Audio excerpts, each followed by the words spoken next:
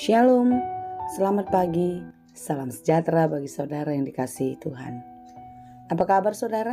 Semoga baik ya, dan tetaplah penuh semangat pengharapan di dalam Tuhan kita. Sebelum kita melanjutkan aktivitas pada hari ini, marilah kita meluangkan waktu untuk mendengar dan merenungkan firman Tuhan. Karena memang hanya firman Tuhanlah sumber kekuatan, sumber hikmat bagi kita untuk dapat mengerti setiap rencana Tuhan di dalam kehidupan ini. Sebelum kita mendengarkan firman Tuhan, mari kita siapkan hati, kita berdoa. Ya Allah Bapa yang Maha Baik, yang kami sembah di dalam Yesus Kristus. Terima kasih Tuhan untuk hari baru, untuk berkat yang Tuhan berikan bagi kami hari ini. Berkatilah kami, sebagaimana Engkau telah memberkati kami pada hari yang telah kami lewati. Ajari dan tuntunlah kami untuk selalu berjalan di dalam kebenaran-Mu. Dan biarlah firman Tuhan yang selalu penuntun dalam kehidupan kami.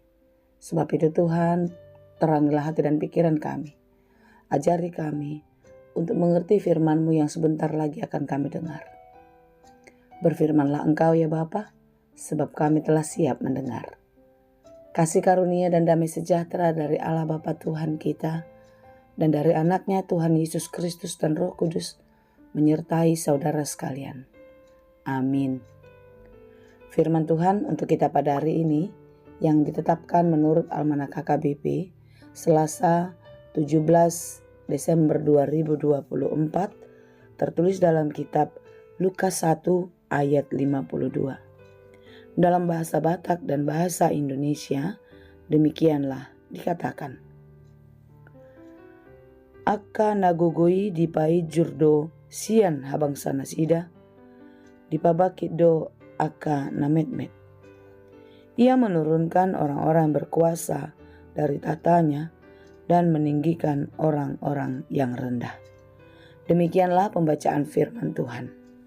Saudaraku yang dikasihi Tuhan, renungan kita pada hari ini adalah nyanyian syukur Maria atas perkenanan Allah atas dirinya untuk menjadi perantara atau sarana Allah untuk menyatakan kuasanya di tengah-tengah dunia. Maria merasa betapa dirinya tidak layak, betapa dirinya tidak patut untuk dijadikan seorang yang sangat berharga yang mengandung Sang Juru Selamat dunia.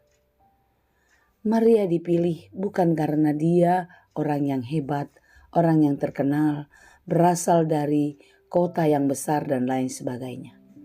Tetapi sebaliknya, karena itu semua jauh dari hidupnya, maka Maria merasa betapa berharganya dirinya, betapa luar biasanya kasih Allah atas hidupnya, karena dia dipilih menjadi ibu bagi Yesus yang akan lahir di tengah-tengah dunia. Saudaraku yang dikasihi Tuhan, sangat jelas pada hari ini renungan kita mengatakan Ia menurunkan orang-orang yang berkuasa dari tatanya dan meninggikan orang-orang yang rendah. Yang mau dikatakan adalah bagaimana Allah dapat melakukan apa saja seperti apa yang Dia mau, sebagaimana kehendaknya. Itu terjadi atas kehidupan manusia di tengah-tengah dunia. Saudaraku yang dikasihi Tuhan, orang yang tinggi hati itu pasti akan direndahkan. Tetapi sebaliknya, orang yang rendah hati, orang yang rendah menurut dunia, jika dia tetap percaya dan membiarkan hidupnya di dalam Tuhan, maka Tuhan akan meninggikannya. Bukankah itu yang dikatakan Maria ketika malaikat Gabriel mengatakan bahwasanya dia akan mengandung Yesus Kristus? Sekalipun hatinya bertanya-tanya, hatinya gelisah atau mungkin pun dia mengalami ketakutan karena keadaan itu dia belum bersuami. Tetapi pada akhirnya Maria mengatakan, jadilah kepadaku seperti yang Tuhan kehendaki. Artinya dia tidak mau menolak, dia tidak mau mengingkari apa yang dikehendaki Tuhan harus terjadi atas hidupnya. Demikianlah kiranya bagi kita saudara. Jika Tuhan berkehendak apa saja di dalam kehidupan kita, mari kita belajar untuk melihat bahwasanya Tuhan punya rencana besar dalam kehidupan kita. Maria seorang perempuan sederhana dari desa yang sangat kecil, yaitu Nazaret. Dia dipilih Tuhan menjadi perantara, sarana Allah untuk menyatakan kuasanya di tengah-tengah dunia, yaitu untuk menebus manusia dari dosa-dosa di tengah-tengah kehidupannya. Oleh sebab itu, saudaraku yang dikasihi Tuhan, marilah kita membiarkan Tuhan yang berkenan, Tuhan yang berkehendak atas hidup kita. Jangan pernah merendahkan dirimu. Jangan pernah menganggap dirimu tak berarti di tengah-tengah dunia ini. Karena setiap kita akan dipakai Tuhan menurut rencananya. Amin.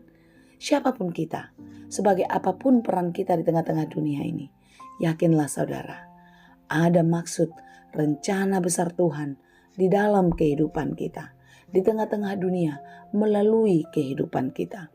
Karena itu biarlah Tuhan yang memelihara, Tuhan yang menuntun, Tuhan yang memakai kita sebagaimana yang Ia kehendaki di tengah-tengah kehidupan. Dia tidak akan membiarkan kita. Sekalipun menurut dunia ini kita adalah seorang yang sangat rendah, orang yang hina, tetapi kita semua berharga di mata Tuhan. Dia akan memakai kita dengan luar biasa jika kita mau menyerahkan seluruh kehidupan kita ke dalam tangan pengasihannya. Saudaraku yang dikasihi Tuhan, minggu-minggu ini adalah masa-masa Advent, masa-masa bagaimana kita menantikan kedatangan Yesus Kristus sebagai penebus, sebagai penyelamat kita dari belenggu dosa. Siapkanlah hatimu untuk menyambut kedatangannya. Jangan lagi lalai, jangan lagi terlalu santai dalam kehidupan kita. Jika kita sudah melakukan banyak hal yang baik, teruskanlah. Tetapi jika masih sadar kita belum melakukan apa-apa, mari kita mulai hari ini.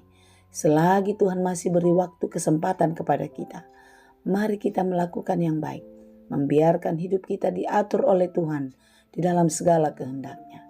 Melakukan banyak hal yang baik adalah wujud tanda perubahan, yaitu pertobatan di dalam kehidupan kita. Karena pertobatan itu tidak cukup dikatakan di dalam mulut saja, tetapi harus terlihat nyata di dalam perbuatan kita. Dia yang akan datang pasti akan datang. Oleh sebab itu, pastikan dirimu menjadi orang-orang yang dipilih masuk ke dalam kerajaan surga. Karena Yesus Kristus yang datang bukan lagi dalam wujud Yesus Kristus bayi mungil yang lahir di palungan, tetapi Dia yang akan datang akan menjadi hakim bagi orang yang hidup dan yang mati. Saudaraku, panggilan atau seruan firman Tuhan hari ini agar kita terus merendahkan hati di hadapan Tuhan, karena ketika kita merendahkan hati di hadapan Tuhan, maka Dia akan meninggikan orang-orang yang dikasihinya. Tuhanlah yang menolong dan memberkati kita senantiasa untuk terus taat dan setia melakukan firman-Nya di dalam kehidupan kita. Tuhan Yesus memberkati. Amin. Terima kasih Tuhan untuk firman-Mu hari ini. Terima kasih Tuhan untuk kesaksian Maria yang menjadi peringatan atas hidup kami, agar kami selalu merendahkan hati, merendahkan diri di hadapan Tuhan, dan membiarkan kehendak Tuhan yang terjadi atas hidup kami. Karena kami yakin dan percaya Tuhan akan menjadikan segala sesuatu yang baik dan yang terbaik bagi kami.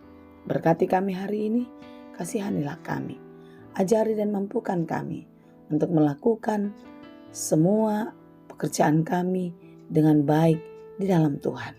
Karena kami percaya di dalam Tuhan tidak ada yang sia-sia. Kami yakin Engkau akan memberkati kami dan mencukupkan segala yang kami perlukan di dalam kehidupan ini. Berkati kami dalam segala perencanaan kami. Biarlah apa yang kami kerjakan berguna bagi hidup kami, dan kami pun boleh menjadi berkat bagi banyak orang. Berikan kekuatan dan penghiburan bagi saudara kami yang sedang lemah, yang sedang berduka.